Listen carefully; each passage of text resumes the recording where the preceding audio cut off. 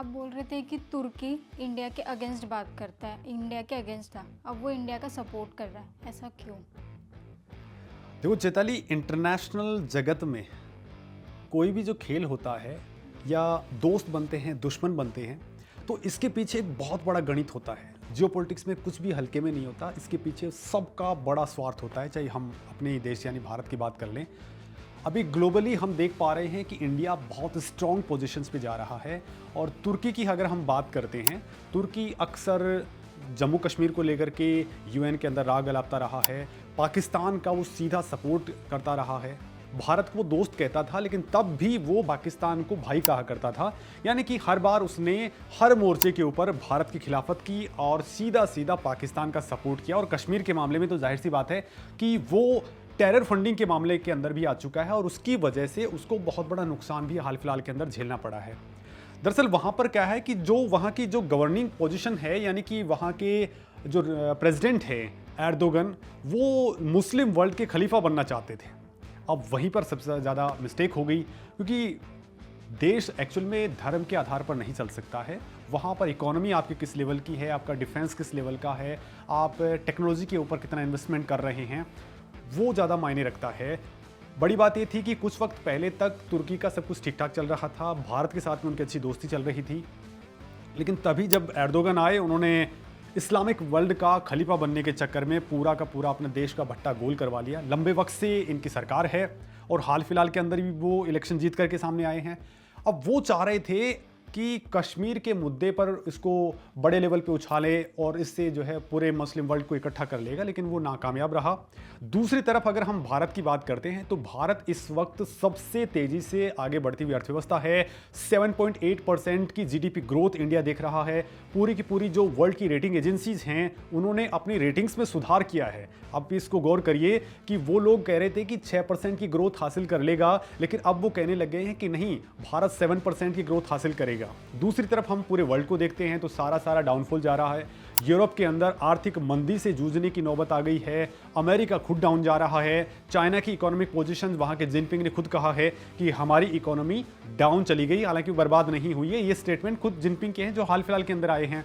अब ऐसी सिचुएशन में जब तुर्की हमारी खिलाफत करने लग गया और प्रेजेंट जो गवर्नमेंट है वो टिट फॉर टैट वाली रणनीति पे काम करती है। मोदी सरकार वास्तव में इन पिछले 10 सालों के अंदर ऐसा काम वर्ल्ड के अंदर कर चुकी है कि जो भारत को आंख दिखाता है उसको पछाड़ना भारत सरकार ने सीधे तौर पर अब अपना एक नियम बना लिया है। पहले डिफेंसिव रणनीति भारत की हुआ करती थी, लेकिन आजकल भारत ऑफेंसिव रणनीति पे काम करता है, जिस पे चाइना भी काम किया करता था। चाइना की एक पॉलिसी है, वुल्फ वॉरियर स्ट्रैटेजी वो लोग अपनाते हैं, और अब उसी के ऊपर उसी डिप्लोमेटिक वे में भारत चलने लग गया है और भारत उससे भी ज़्यादा एग्रेसिवली पार्टिसिपेट कर रहा है। फिर वो चाइना बॉर्डर की बात हो या पाकिस्तान के अंदर हमने एग्रेसिवली बहुत सारी स्ट्राइक्स की, क्योंकि पाकिस्तान में वहाँ पे टेरर के ग्रुप्स बने हुए थे, उनको हमने डिस्ट्रॉय किया। तो वैसी पॉलिसी और वैसी रणनीति फिलहाल इंडिया हर देश के साथ में लागू कर रहा है। और उसी की बदौलत आप हाल फिलहाल देख भी पा रहे हैं कि पूरी की पूरे जो देश थे, वेस्टर्न कंट्रीज थी, वो इंडिया के अंदर आए और भारत की बातें मानने के लिए वो लोग तैयार हो गए। हर मायने में जो भारत चाहता था वो काम हुआ। पूरा का पूरा वेस्टर्न वर्ल्ड चाहता था कि हम रसिया के खिलाफ कुछ ऐसा लिखें जिससे उन लोगों को बेनिफिट हो, लेकिन पूरी की पूरी वेस्टर्न कंट्रीज थी वो हतप्रभ थी इस बात को लेकर के कि भारत ने जो बातें लिखी 100% एक्यूरेसी के साथ में, सहमति के साथ में दिल्ली डिक्लेरेशन G20 के अंदर पास हो गया। और इसके अंदर ही एर्दोगन ने अचानक से बयान दिया कि वो भारत को यूएनएससी का परमानेंट मेंबर बनते हुए देखना चाहता है। वीटो उनके हाथ में होगा तो उनको गर्व होगा। और इस बात को देख करके पूरे पूरे मुस्लिम वर्ल्ड में भी एक अचानक से तूफान सा आ गया कि ऐसा कैसे हो सकता है कि तुर्की का विचार अचानक से कैसे बदल गया। और जब ये एर्दोगन अपने देश के अंदर पहुंचते हैं तो वहां जाते ही वो एक स्टेटमेंट और देते हैं कि अभी एक्चुअल में क्या हुआ था कि जब बाइडन यहां पर आए और सऊदी अरब के प्रिंस यहां पर आए और मोदी ने मिलकर के एक कॉरिडोर का ऐलान किया है। आईमैक नाम इस कॉरिडोर का है, मतलब कि इंडिया, मिडिल ईस्ट और यूरोप कॉरिडोर। ये बहुत बड़ा इकोनॉमिक कॉरिडोर बनने वाला है, जिसके तहत भारत के जो बंदरगाह हैं वो डायरेक्टली अरब वर्ल्ड से जुड़ेंगे और अरब से होते हुए, साथ इजराइल से होते हुए यूरोप तक हमारा ये कारोबार जो है वो फैलता चला जाएगा। यहाँ से हम क्या करेंगे कि समुद्र के ज़रिए हम लोग सऊदी अरब तक, यूएई के तहत वहाँ तक हम अपने सामान को पहुँचाएंगे और उसके बाद में वहाँ ट्रेन और रोड के ज़रिए ये बाकी देशों से होते हुए अरब से क्रॉस करते हुए आगे ये यूरोप तक पहुँचेगा। इसको हम BRI, जो चाइना का इनिशिएटिव है, वो बेल्ट एंड रोड इनिशिएटिव, उसके तहत उसका काउंटर करने के लिए हम एक तरीके से देख रहे हैं। और इसमें एक और बात आई है जो अभी पुतिन ने कही है कि ये जो आईमैक बनने वाला है, इससे सीधे तौर पर रूस का भी बड़ा फ़ायदा होने वाला है। देखिए, बहुत बड़ा मामला है, यानी कि रूस भी हमारे साथ में सपोर्ट में है। और बड़ी बात एक और निकल के आई कि चाइना भी बेमन से ही सही, उसने भी कहा कि अगर ऐसा होता है तो वास्तव में ये बहुत बड़ी बात होगी। मतलब कि जो भारत ने एक तरीके से जाबड़ रणनीति अपनाई है, उसका पूरी दुनिया दीवानी हो गई है। और यहाँ पर एक पॉइंट आ जाता है, और वो पॉइंट आता है तुर्की का। देखिए, आप जो इसका जो रूट देख रहे हैं यूरोप तक का, वो आप इस मैप के अंदर भी देख सकते हैं। देखिए, अभी सबसे पहले हम जब हमारे मुंबई से और इनसे जब आगे हम अपना सामान पहुंचाते हैं तो ये सऊदी अरब पहुंचेगा, यूएई पहुंचेगा, कतर पहुंचेगा और वहां से ये होते हुए आगे की तरफ जाएगा। तो इस दौरान आप देख पा रहे हैं कि ये ईरान के तहत भी हम दूसरा रूट लेकर के चल रहे हैं, जो हमारा सीधा सीधे तौर पे रूस की तरफ पहुंचेगा। लेकिन जो अभी वाला जो आईमैक वाला रूट है, वो तुर्की को बाईपास करते हुए निकल रहा है। अब ऐसे में तुर्की को लग रहा है कि वो तो पूरी तरह से बर्बाद हो जाएगा, क्योंकि एक बार अगर भारत जो इस वक्त इकोनॉमिक सुपर पावर बनने की ओर आगे बढ़ रहा है, बहुत जल्द तीसरी इकोनॉमी, वर्ल्ड की 3rd लार्जेस्ट इकोनॉमी बन जाएगा, फिलहाल सबसे ज़्यादा पॉपुलेटेड स्टेट है। तो ऐसी सिचुएशन के अंदर तुर्की बिल्कुल बाईपास हो रहा है। और जाहिर सी बात है कि एर्दोगन को इससे बड़ा डर अब लगने लग गया है कि पूरा का पूरा जो वेस्टर्न वर्ल्ड है वो इंडिया के फेवर में है, और साथ ही जिस वर्ल्ड का वो खलीफा बनना चाहता था, यानी मुस्लिम वर्ल्ड, उसके अंदर तो मोदी की बहुत ज़्यादा बड़ाइयाँ हो रही हैं, तारीफ हो रही हैं। वहाँ के जो हर देश अपने जो सर्वोच्च जो पदक होते हैं, वो सम्मान होते हैं, हर देश का अलग अलग सम्मान होता है, वो मोदी को दिए जा चुके हैं। मोदी लगातार इनकी यात्राएं कर रहे हैं। तो ऐसे में जो पूरा का पूरा मुस्लिम वर्ल्ड है, वो वास्तव में, और वहाँ के जो मुस्लिम वर्ल्ड के जो लीडर्स हैं, जाहिर सी बात है सऊदी अरब और यूएई और कतर भी इसके अंदर है, लेकिन कतर थोड़ा सा ज़रूर हमसे बहुत सारे मैटर्स में इत्तेफाक नहीं रखता, लेकिन जो बाकी कंट्रीज़ हैं वो सीधे तौर पर इंडिया के फेवर में है। यहाँ तक कि कभी तुर्की के सपोर्ट में खड़ा होने वाला या फिर पाकिस्तान के सपोर्ट में खड़ा होने वाला मिस्र भी इस वक्त सीधे तौर पर भारत के साथ में है। वो तो भारत के साथ में डिफेंस डील करने के लिए आगे बढ़ रहा है। तो ऐसी सिचुएशन में अब एर्दोगन को लगने लग गया है कि ये तो मेरे लिए बड़ी दिक्कत हो सकती है, और चूंकि अब उनको राज भी चलाना है। और एक और बात आपको बताऊं कि पाकिस्तान के फेवर में आने की वजह से तुर्की को एक बड़ा आर्थिक संकट भी झेलना पड़ा, वो है FATF की ग्रे लिस्ट में जाने का। एक्चुअल में हुआ क्या कि जो फाइनेंशियल ट्रांजैक्शंस हुए, उनको लेकर के जो FATF है उसने माना कि वास्तव में ये टेरर फंडिंग की तरफ जा रहा है, और ऐसे में तुर्की को उन्होंने इस जाहिर सी बात है वो ब्लैक लिस्ट भी हो सकता है, लेकिन ग्रे लिस्ट के अंदर वो चला गया है। तो उससे उसको बड़ा का बड़ा नुकसान ये भी हो गया कि वहाँ पर कोई भी इन्वेस्टमेंट अब नहीं आ रहा है। हालांकि इसी दौरान चूंकि उसने मोदी को बहुत बड़ा नाराज़ किया था, जब मोदी सत्ता के अंदर आए थे तो उन्होंने कोशिश की थी कि तुर्की के साथ में हमारे जो कारोबार हैं, ताल्लुकात हैं, वो बड़े मैत्रीपूर्ण रहें। लेकिन और बाकायदा भारत ने तुर्की के ड्रोन्स जो हैं, जो बैरक्तार ड्रोन, TB2 ड्रोन है, जिसने यूक्रेन के अंदर रसिया के जो फाइटर प्लेन्स थे और वहाँ के उनके जो बाकी इक्विपमेंट्स थे, उनको बड़ा नुकसान पहुँचाया है। वो ड्रोन भी भारत को देने के लिए, डील करने के लिए मोदी आगे बढ़े थे, बड़ी दोस्ती चाह रहे थे। लेकिन तुर्की थोड़ा सा अलग ही ईगो में लेकर चल रहा था और पाकिस्तान का सपोर्ट करने लग गया। पाकिस्तान को उसने ड्रोन्स भी दिए हैं। तो ऐसे में भारत उससे किनारा करने लग गया। और जब जाहिर सी बात है कि इस वक्त आप G20 के अंदर देख भी चुके हैं, इससे पहले आपने ब्रिक्स समिट के अंदर देखा था कि भारत की पोजीशन किस लेवल की है।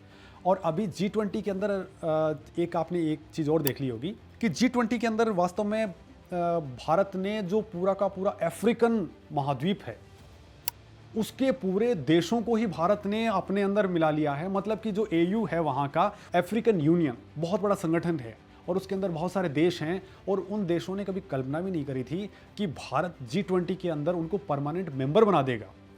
इस बात को लेकर के उनके प्रेसिडेंट हैं, वो बड़े यहाँ भावुक भी हो गए थे कि मोदी ने स्टार्ट होते ही कि वो उम्मीद कर रहे थे कि इसके दौरान हमारे लेकर के चीज़ों को लेकर डिस्कस होगा, बहस होगी, उसके बाद शामिल किया जाएगा। लेकिन मोदी ने डायरेक्ट ऐलान किया कि आप आइए भाई साहब, सीट के ऊपर बैठिए। ये बहुत बड़ी बात थी। मैं अफ्रीकन यूनियन के अध्यक्ष को G20 के स्थायी सदस्य के रूप में अपना स्थान ग्रहण करने के लिए आमंत्रित करता हूं। और वो लोग एकदम से भावुक हो गए, अरे ये कैसे हो गया।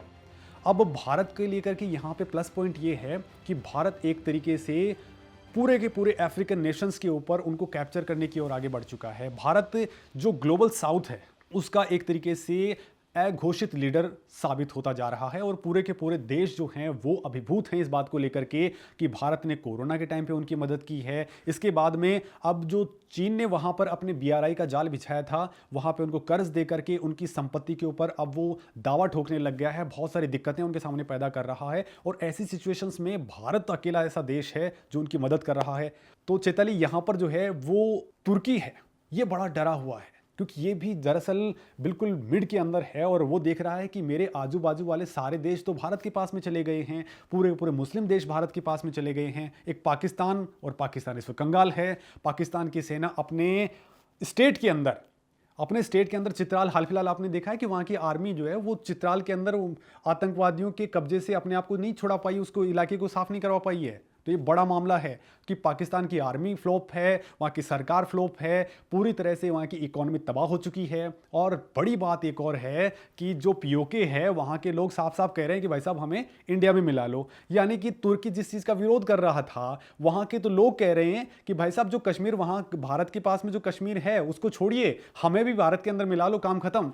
यानी पाकिस्तान के अंदर पाकिस्तान ने जिस पार्ट के ऊपर अपना दावा ठोक रखा है उसके ऊपर अघोषित एक तरीके से उनके ऊपर कब्जा कर रखा है POK के ऊपर, वहाँ के लोग पूरी तरह से भारत के सपोर्ट में हैं। हमारे VK सिंह साहब ने तो अभी हाल फिलहाल में कह भी दिया है मीडिया के सामने आकर के कि ये पूरा का पूरा इलाका तो भारत में आने वाला है।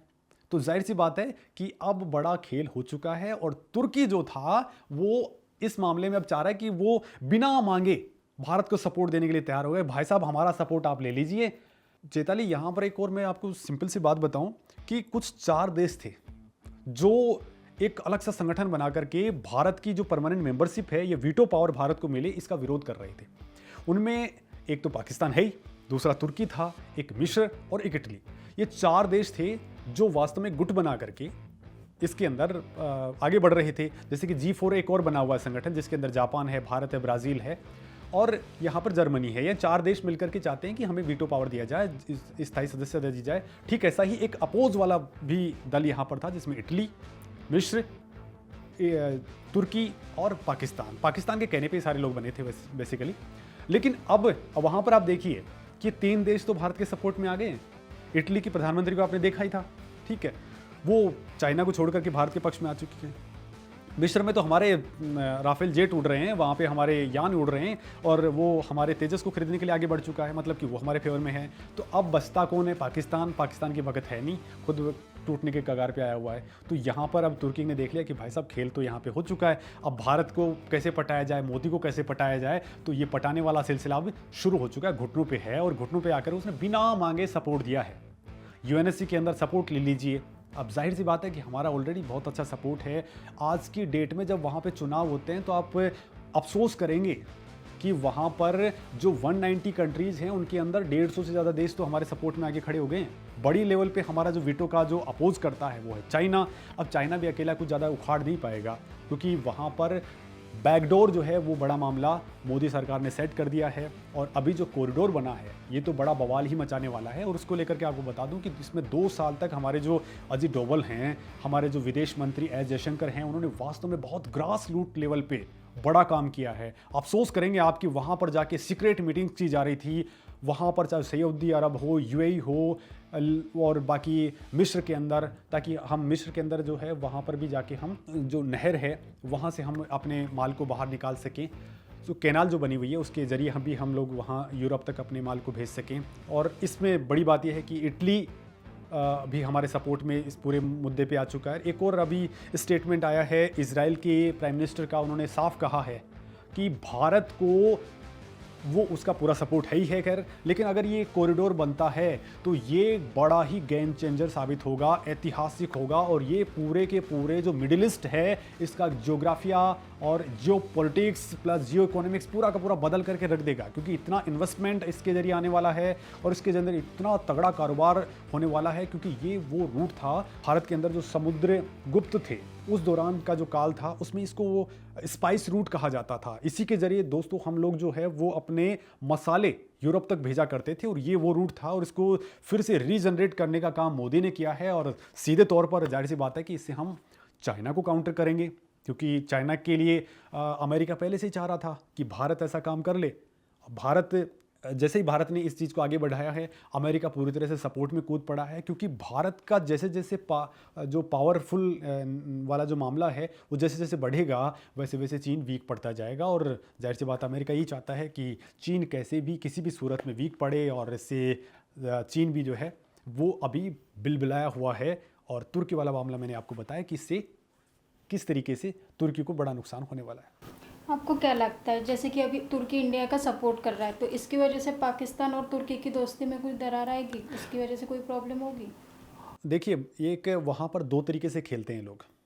पहला है कि वो लोग मुस्लिम वर्ल्ड को लेकर के खेल रहे हैं। अब मुस्लिम वर्ल्ड में ये है कि जाहिर सी बात है कोई धर्म है वो खाने को नहीं दे सकता, ठीक है। पाकिस्तान में भूखमरी वाली नौबत आ रही थी, आपने देखे थे, वहाँ वीडियोस रिलीज हो रहे थे जिनमें वहाँ के लोगों के पास में अनाज तक खाने के लिए नहीं है, सरकार उनको अनाज प्रोवाइड नहीं करवा पा रही है। ये बड़ी सच्चाई है, दुनिया ने इस चीज़ को देखा है कि अगर देखिए आपने भारत के अंदर इन्वेस्टमेंट जो है वो किया गया, टेक्नोलॉजी के अंदर किया गया, डिफेंस के अंदर किया गया, भारत के अंदर नई एजुकेशन के ऊपर इन्वेस्टमेंट किया गया, भारत के अंदर नई नई चीज़ों के ऊपर इन्वेस्टमेंट किया गया, लेकिन पाकिस्तान ने पूरी की पूरी फंडिंग टेरर पे की। अब वहाँ पर खुद के पास में खाने पीने की नौबत है, तो ऐसी सिचुएशन में, और उसका बड़ा साइड इफेक्ट तुर्की को पड़ा कि वो भी ब्लैकलिस्ट होने की तरफ बढ़ गया एफएटीएफ के अंदर, वो इन्वेस्टमेंट वहाँ नहीं आ रहा, तो वहाँ भी प्रेजेंट के अंदर तुर्की की पोजीशन काफ़ी वीक हो चुकी है। और जैसे जैसे वहाँ पे धर्म उन्माद जो है वो बढ़ता गया तुर्की के अंदर, उसकी वजह से तुर्की अब पहले वाला तुर्की नहीं रहा है। पहले एक दौर में तुर्की बहुत तेज़ी से ग्रोथ कर रहा था, लेकिन इस एर्दोगन के टाइम पर वो पूरी की पूरी ग्रोथ रुक सी गई है और वहाँ पर केवल धार्मिक उन्माद फैलाया गया। इस हालांकि धार्मिक उन्माद से कुछ बड़ा फ़ायदा होने वाला नहीं है, क्योंकि अगर आप रिसर्च पे करेंगे, इनोवेशंस पे फोकस करेंगे तो आप बड़ा बन सकते हैं, और भारत ने इसके उलट काम किया। अब उनकी दोस्ती ज़रूर बनी रहेगी या दोस्ती में थोड़ी कमज़ोरी आ सकती है, लेकिन ये तुर्की भी जानता है कि उससे, मैंने अभी आपको कहा भी था कि कोई भी देश अपने स्वार्थ के लिए दोस्त बनता है, अपने स्वार्थ की वजह से ही वो करीब होता है और स्वार्थ की वजह से ही दुश्मनी में कन्वर्ट हो सकता है। तो जाहिर सी बात है तुर्की अब देख पा रहा है कि ग्लोबली जो है वो इंडिया एक बड़ा मार्केट है, और बड़े मार्केट के बाद में अब भारत मैन्युफैक्चरिंग के अंदर बहुत तेज़ी के साथ में आगे बढ़ रहा है, टेक्नोलॉजी एडवांसमेंट्स के अंदर आगे बढ़ चुका है। स्पेस में आपने देखा ही है कि भारत अकेला ऐसा देश था जो जहाँ पे नासा नहीं पहुँच पाया चंद्रमा के ऊपर, वहाँ हम लोग पहुँचे हैं। तो बट ऑब्वियस सी बात है कि अब तुर्की भी इस चीज़ को देख पाया है कि, और दूसरी बात है कि G20 समिट के दौरान जिस लेवल का काम भारत ने किया है, मोदी सरकार ने किया है, वास्तव में ऐसा किसी ने किया ही नहीं है अभी तक किसी भी कंट्री के अंदर हुआ है। 2008 से लेकर के अब तक ऐसा कहीं पे हुआ नहीं है। तो ऐसी सिचुएशन में भारत इतने बड़े लेवल पर इतना मामला कर देता है, तो इससे एक तो देखिए कि तुर्की ये सारे नहीं बल्कि दुनिया भी देख पा रही है कि भारत अब बड़ा मामला कर सकता है, भारत के अंदर वो कैपेबिलिटीज़ आ चुकी हैं और ग्लोबल पोजीशन, ग्लोबल लीडर बनने की तरफ भारत आगे बढ़ सकता है, ये उन लोग देख पाए हैं। सेकंड क्या है कि इससे अब जो भारत चाह रहा था कि हमें यूएन के अंदर जो परमानेंट सीट वाला मामला या फिर वीटो वाला मामला है वो गेन हो, भारत लगातार बहुत एग्रेसिवली, आपने देखा भी होगा कि भारत ने इस तरह के बोल्ड स्टेटमेंट्स कभी रिलीज नहीं किए थे।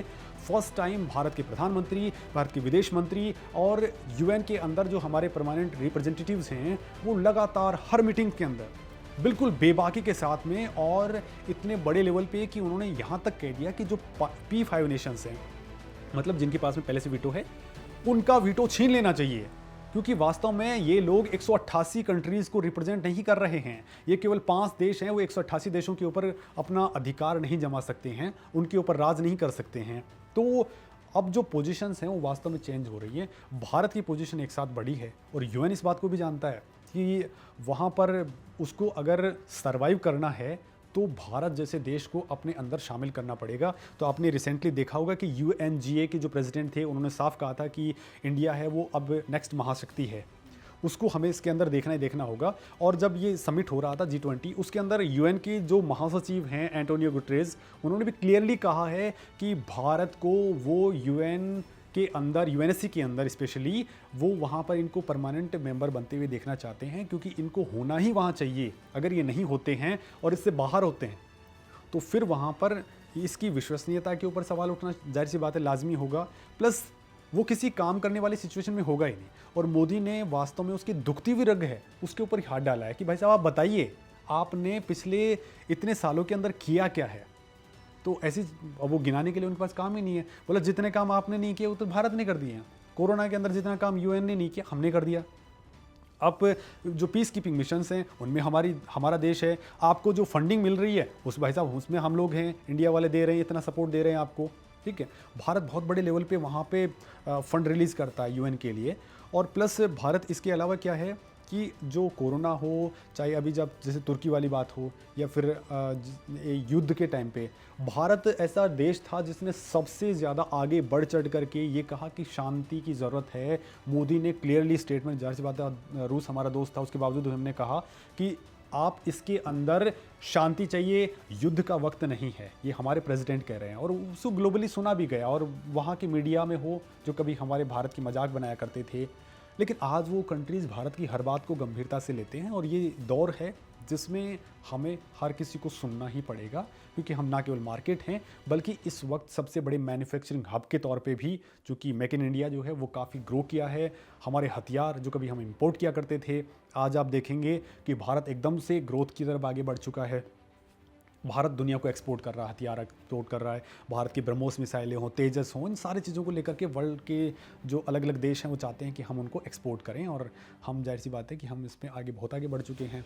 और वेस्टर्न वर्ल्ड इसलिए हमसे जुड़ना चाहता है कि हम ही वो देश हैं जो अकेले चाइना को काउंटर कर सकते हैं। और चाइना भी इस बात को जानता है कि वो केवल भारत ही एकमात्र कंट्री है जो उसको बीट कर सकता है, उसको पछाड़ सकता है। और हमने ये दिखाया भी है एलएसी के ऊपर कि भैया आप जो है अगर हमें छेड़ने की कोशिश करोगे तो हम आपको छोड़ेंगे नहीं। और चाइना एक कदम आगे नहीं बढ़ा पाया। चाइना आज की डेट में वास्तव में हथियारों के मामले में और इनोवेशंस के मामले में बहुत आगे बढ़ चुका था। वो अमेरिका की टेक्नोलॉजीज़ हो, यूरोप की टेक्नोलॉजीज़ हो, या फिर जो उसका दोस्त है रशिया का S-400 की चोरी करके ले आए वो लोग अपनी यहाँ पे। तो जाहिर सी बात है वहाँ की टेक्नोलॉजीज़ को चोरी करके अपने यहाँ ला करके उन्होंने अपनी नई नई टेक्नोलॉजीज़ डेवलप की हैं। अब ऐसी सिचुएशन के अंदर जब वो लोग चोरी करके ले आए, बहुत सारे हमारे जो बॉर्डर एरियाज़ हैं वहाँ पे इंफ्रास्ट्रक्चर डेवलप कर लिया। अगर भारत के अलावा कोई और कंट्री होता, यहाँ तक कि रसिया डरा हुआ है कि व्लादिवोस्टोक या जो आसपास का एरिया है पूरा का पूरा, वहाँ पर कैप्चर करने के लिए आगे बढ़ना चाहता है कि उसको मैं कैप्चर कर लूँ। लेकिन जाहिर सी बात है वो वहाँ पे रसिया ने भारत को भी इनवाइट किया कि भाई साहब आप आइए, और हमें लैंड देने के लिए वो आगे आ गया था कि आप आइए यहाँ पे अपना एक सिटी स्थापित कीजिए। और हमने वहाँ पे एक सैटेलाइट सिटी व्लादिवोस्टोक के अंदर स्थापित करने के लिए हम आगे बढ़े हैं, ताकि हम लोग जो अपना जो वेस्टर्न कॉरिडोर है, देखिए अभी जो कॉरिडोर जो हो रहा है वो वेस्टर्न कॉरिडोर के थ्रू हम लोग सामान को भेज रहे हैं रसिया के पास में, ईरान होते हुए जो अभी कॉरिडोर है। लेकिन हम लोग चाहते हैं कि हमारा एक ईस्टर्न कॉरिडोर भी हो, और वो ईस्टर्न कॉरिडोर बहुत सस्ता पड़ता है, ताकि हम इंडोनेशिया और इधर से जब हमारा जो है ना यहाँ बड़े इजीली हम लोग चेन्नई तक हम अपने माल को पहुँचा सकते हैं। यानी कि हम 2 कॉरिडोर हो जाएंगे, एक चेन्नई के थ्रू पहुँच सकता है और दूसरा मुंबई के थ्रू हम लोग पोर्ट के थ्रू अपने सामान को पहुँचा सकते हैं। तो जाहिर सी बात है सारे देशों को सुनना पड़ेगा। और तुर्की बहुत छोटा सा है, उसको हम ज़्यादा मोदी ने गंभीरता से भी नहीं लिया, बाईपास किया, तुर्की बिलबिला उठा। तो ये बड़ा खेल हुआ है।